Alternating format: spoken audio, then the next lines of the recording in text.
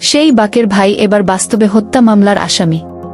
প্রায় ৩ দশক আগে আলোড়ন সৃষ্টিকারী জনপ্রিয় বাংলা নাটক কোথাও কেউ নেই রচনা করেছিলেন কথাসাহিত্যিক হুমায়ূন আহমেদ।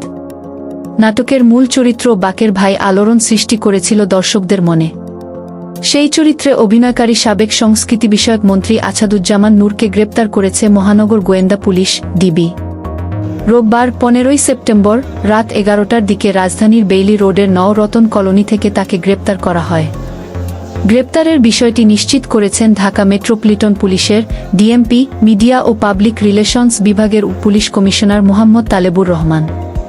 ঢাকা মহানগর পুলিশের অতিরিক্ত কমিশনার গোয়েন্দা রেজাউল করিম মল্লিক বলেন, রাজধানীর মিরপুর থানায় দায়ের করা একটি হত্যা মামলায় আসাদুজ্জামান নূরকে গ্রেপ্তার করা হয়েছে। সোমবার ১৬ই সেপ্টেম্বর তাকে আদালতে তোলা হবে। নাট্য অভিনেতা হিসেবে আছাদুজ্জামান নূর ২০০১ সালে প্রথম আওয়ামী লীগের মনোনয়নে সংসদ সদস্য নির্বাচিত হন।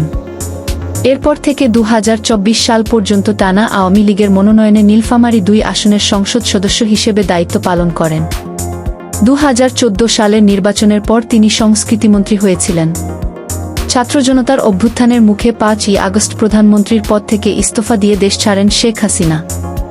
এরপর থেকে এ নিয়ে আওয়ামী লীগ সরকারের ২৭ জন মন্ত্রী, সংসদ সদস্য, উপদেষ্টা ও শীর্ষ পর্যায়ের নেতাকে গ্রেপ্তার করা হলো।